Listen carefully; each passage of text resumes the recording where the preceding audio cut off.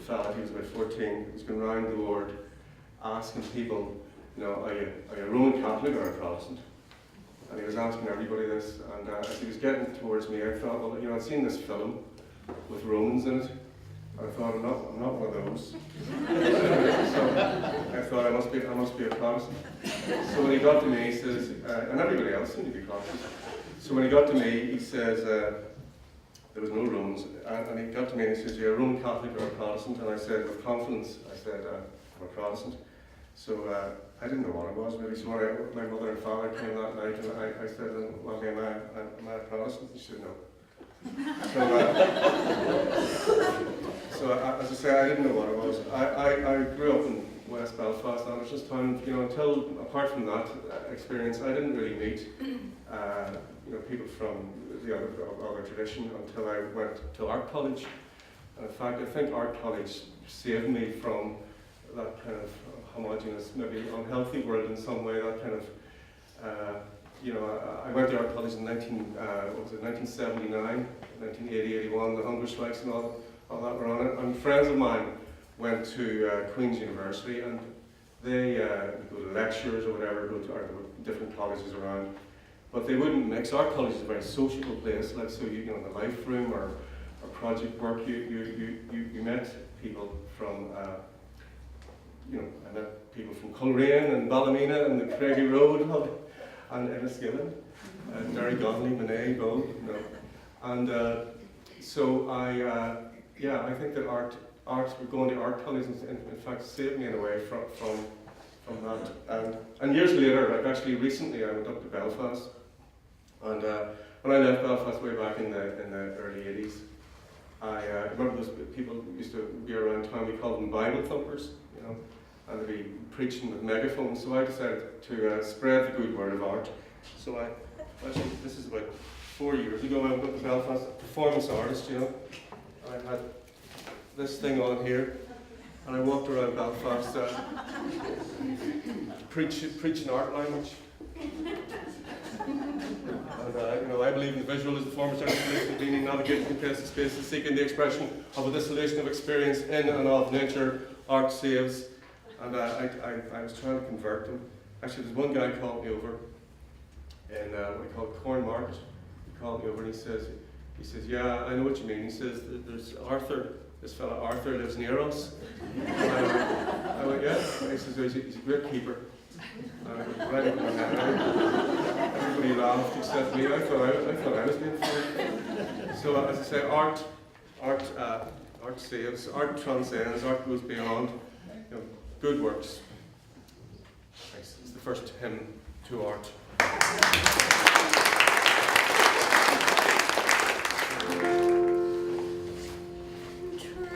Transcend, make marks that land, wait with consequences, but see beyond.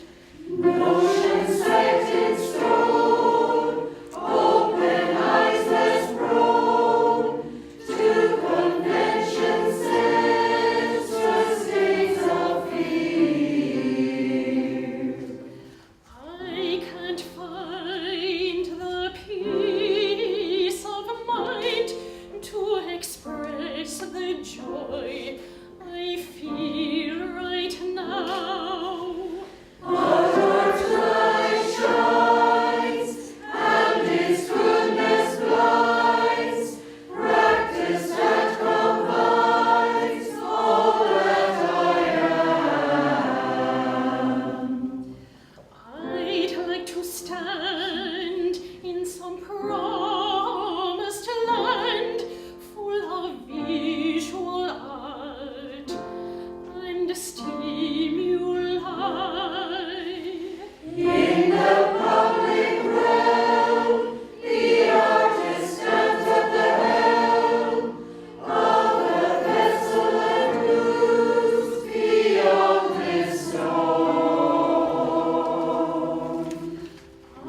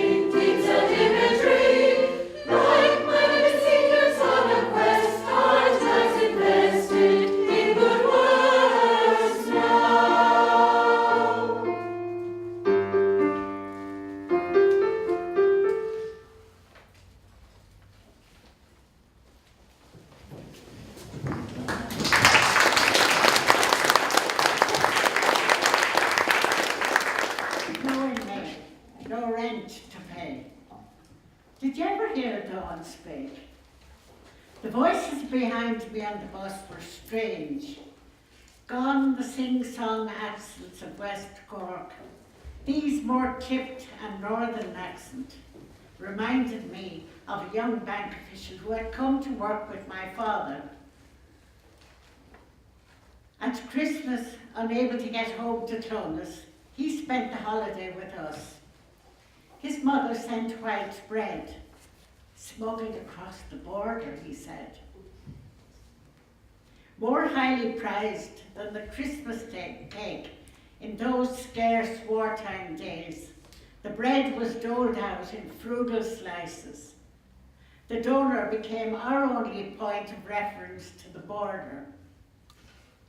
It was a long journey from Skibbereen to my very first job in 1949 at the Hibernian Bank in Cavan. It wasn't only the strange accents, but the very different landscape.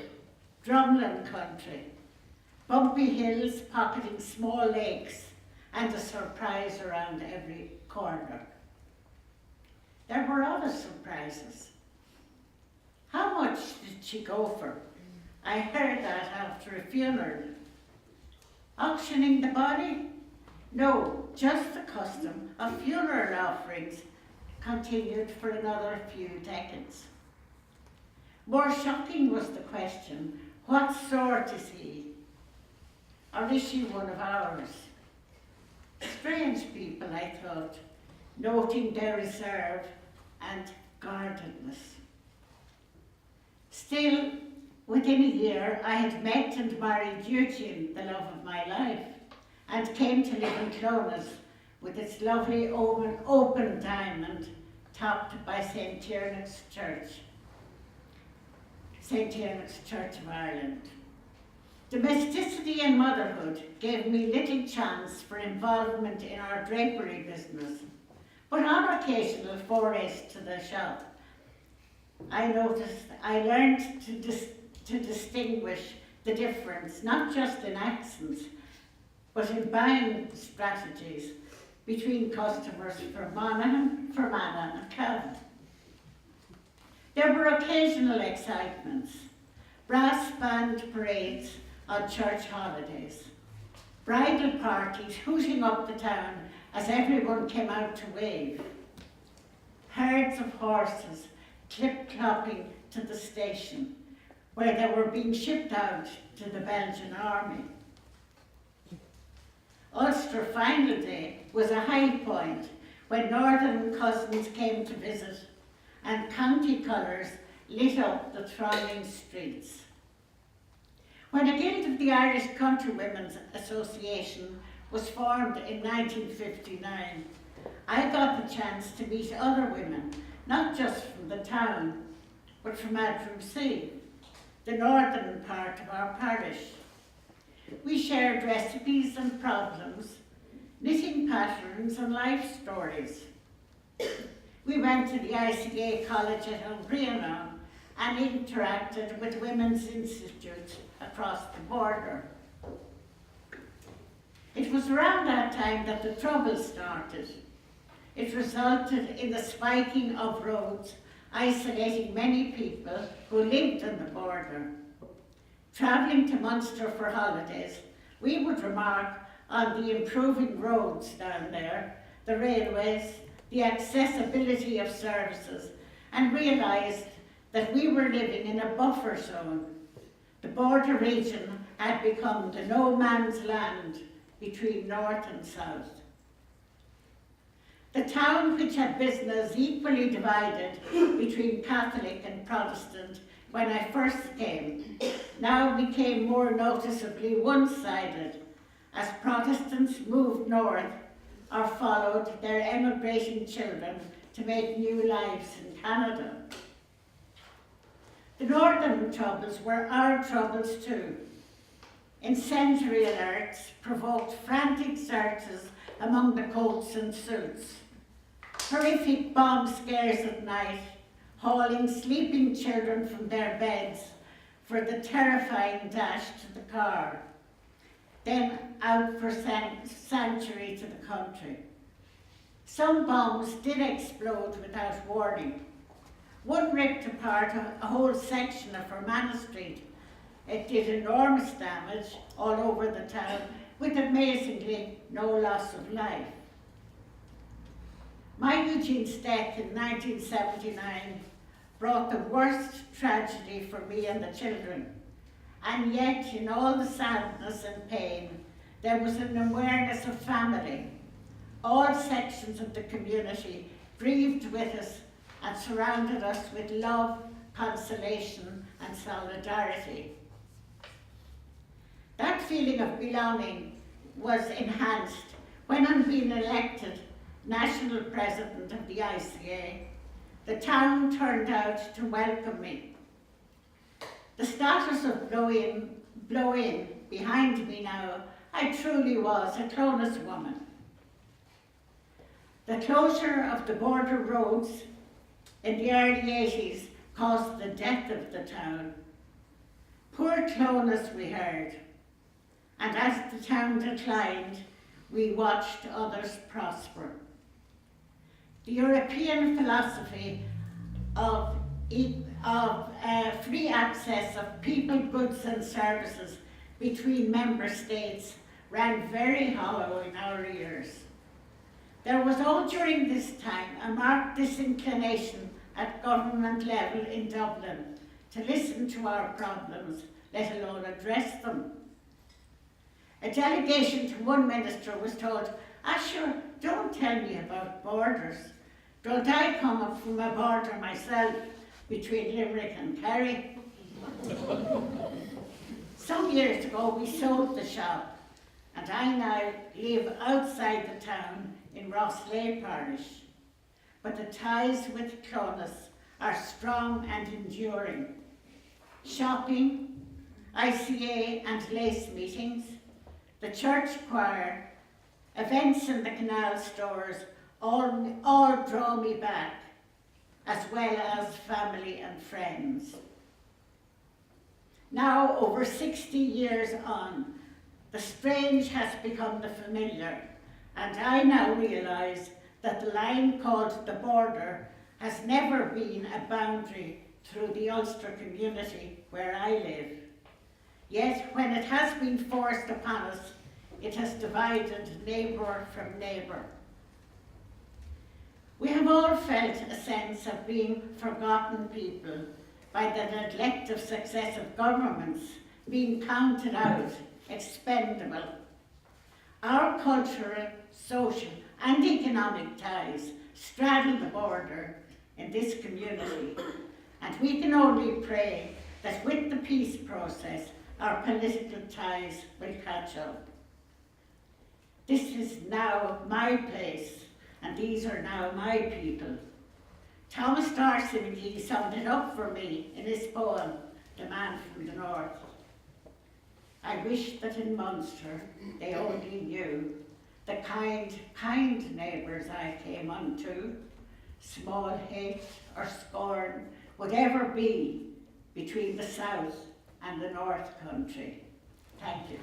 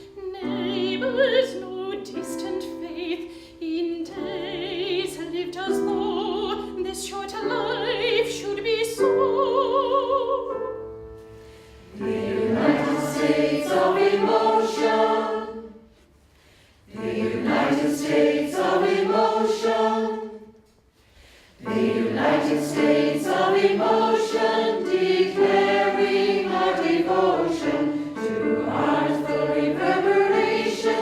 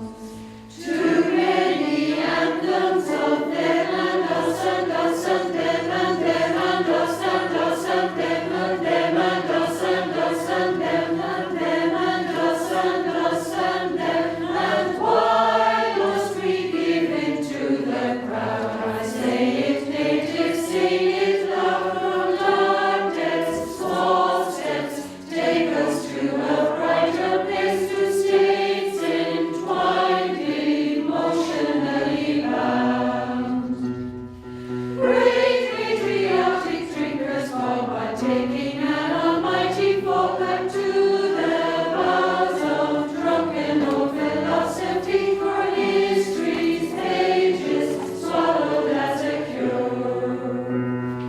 Great thinkers thinking thoughts in rhymes, their reasons and their wisdom shine with colors hoisted, seared into our children's eyes, ideas foisted, question of the crowd. The United States of Emotion, declaring our loyalty, love, and devotion.